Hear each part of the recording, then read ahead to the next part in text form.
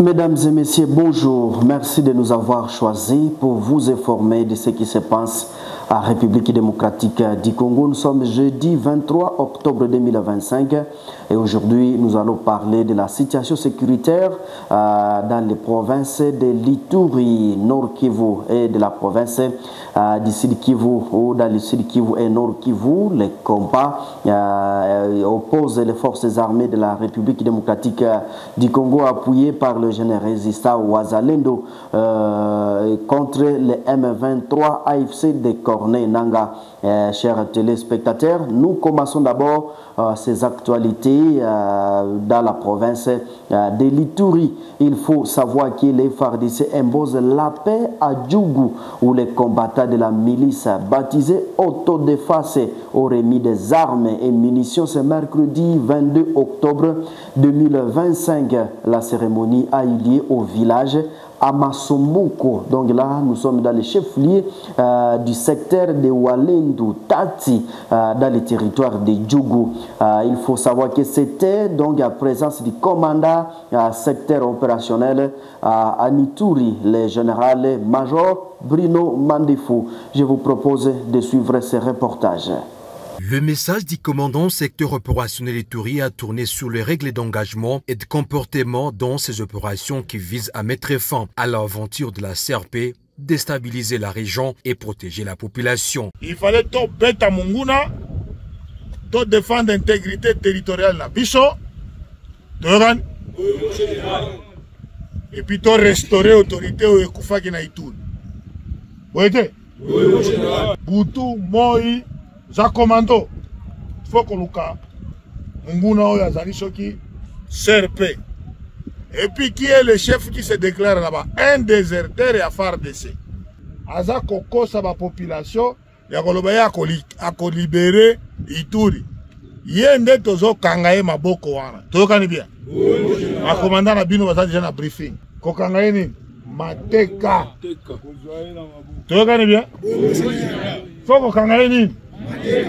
Les commandants secteur opérationnel Ituri a transmis également le message de la hiérarchie militaire à ses commandos FARDC. Le commandant suprême a pris un encouragement à lobby bokende kusala musala kitoko azozela résultat. Deuxième, chef MG a epsinga bien. Encourager bango, dossier na bango nazolandela ngo. Troisième, gouverneur na biso commandant des opérations. À lobby comme nos autres qui ont encouragé bango mais banda déjà boulot muto dans loko. Ici dans cette zone, ces directeurs d'une école primaire rejettent totalement l'idéologie de la milice CRP de Thomas Lubanga.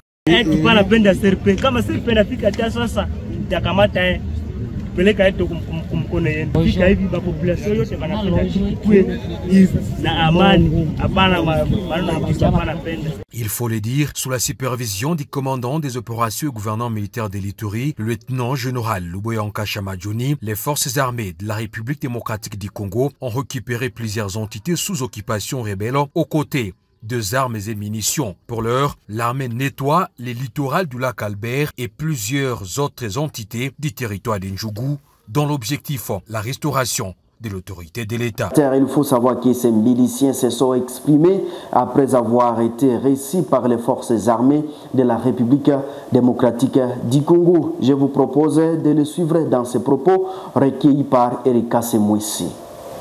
Ces ex-combattants de la milice autodéfense ont remis une arme RPG-7, 2 AK-47, 3 bombes, 2 chargeurs et un pistolet artisanal.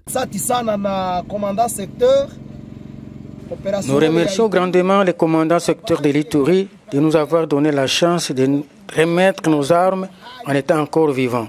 Après avoir été battus par les FARDC, nous nous sommes rendus parce que nous étions déjà affaiblis. Nous disons merci d'avoir sauvé nos vies, nous qui étions des enfants égarés.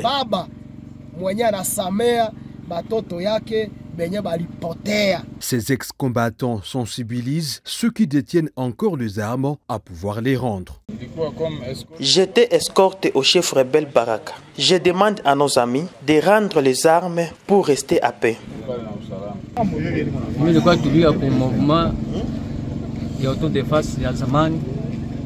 J'avais le grade de major au mouvement autodéfense. Mon message est celui-ci. Ce sont les militaires qui sont autorisés à circuler avec les armes partout. Contrairement à nous qui les cachons dans les sacs et sous les lits. Raison pour laquelle je me suis trouvé dans l'obligation de déposer les armes.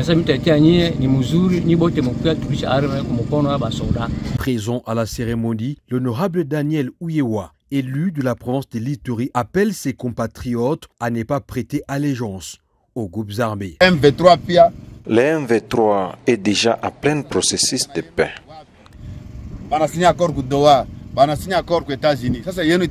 Cessez d'être manipulé par les personnes qui cherchent l'argent pour leurs intérêts. Cessez de suivre Thomas Lubanga et Lobo Pissi. Ils ne vont pas vous aider.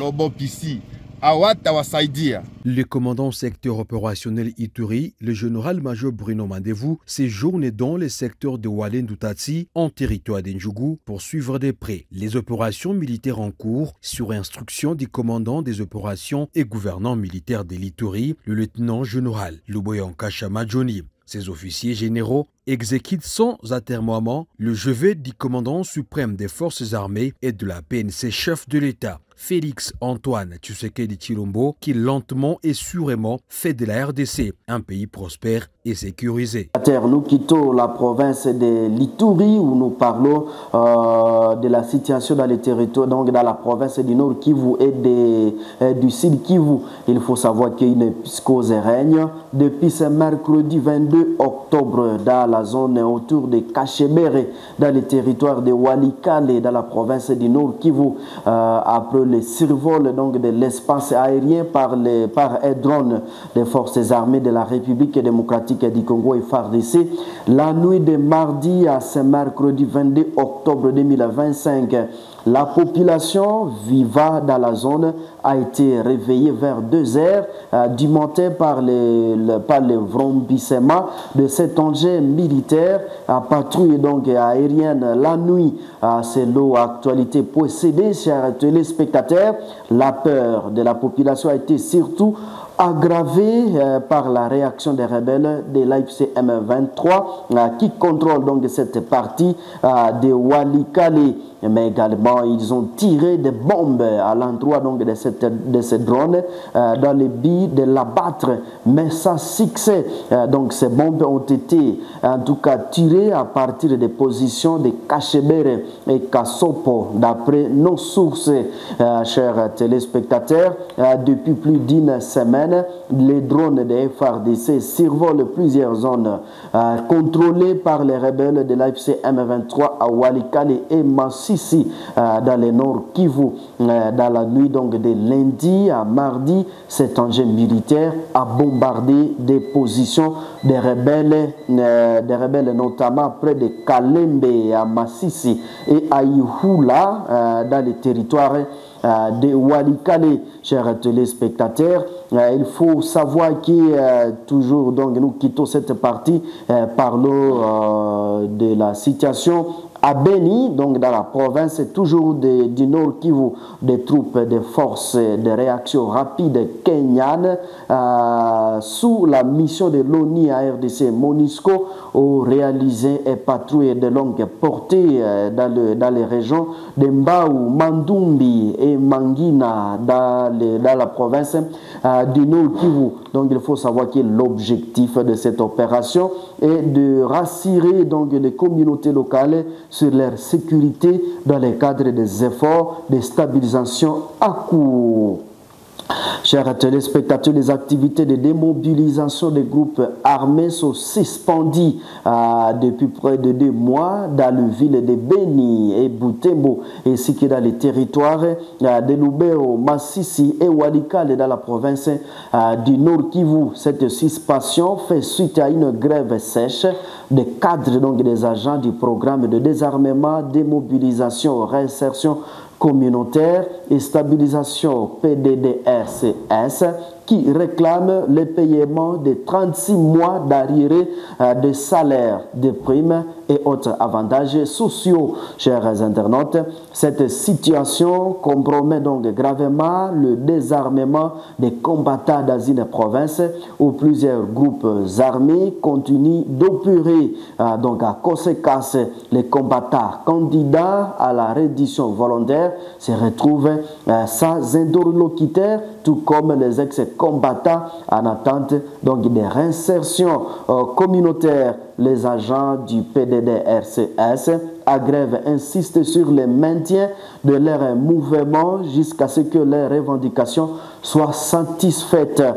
Parmi eux, Malikidogo Moussowa déclare, je cite, « Nous réclamons 36 mois d'arriérés de salaire, de primes et d'avantages sociaux pour les cadres et agents.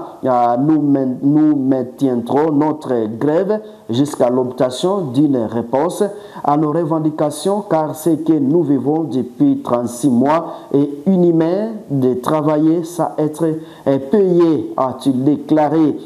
Aucune réaction officielle du PDDRCS n'a encore été enregistrée à ce jour. Chers tous les spectateurs, cependant, le 13 octobre dernier, une question orale avec débat a été déposée au bureau de l'Assemblée nationale par le député Sostène Maombi Katsongo, élu du territoire de Lubero.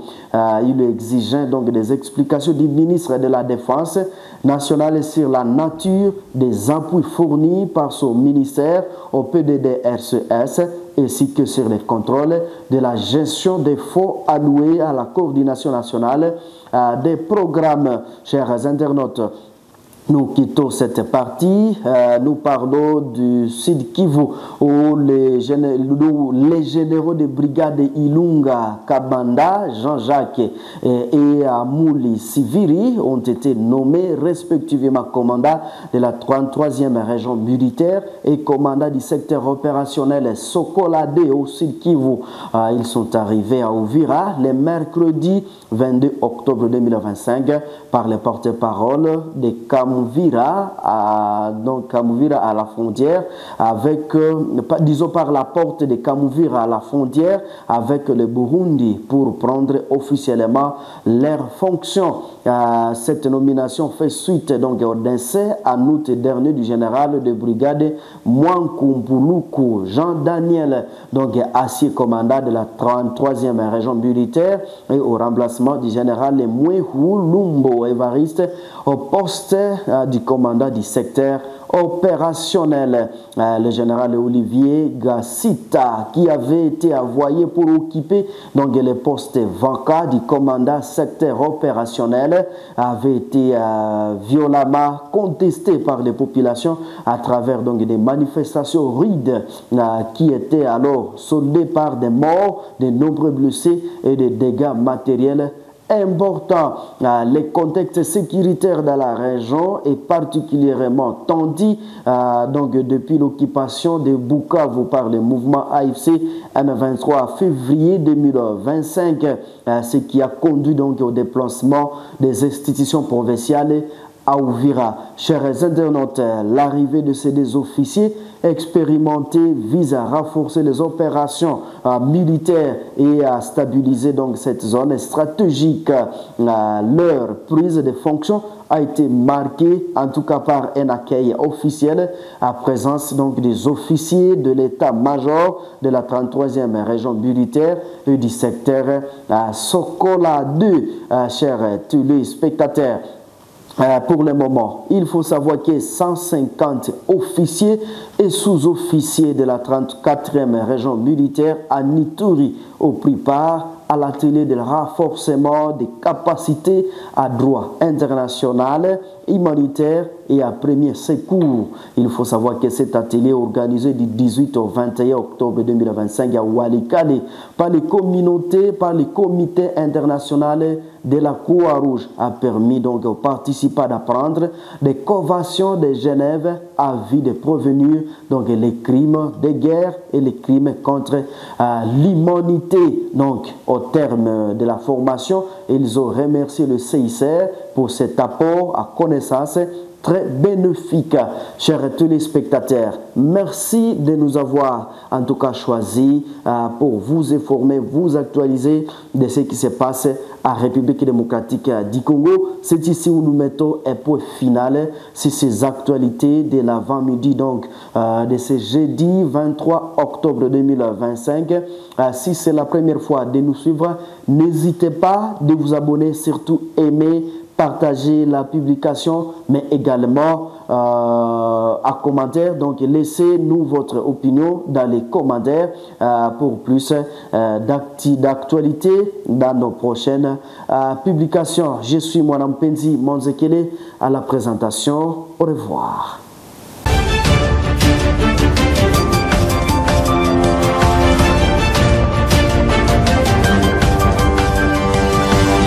Thank you.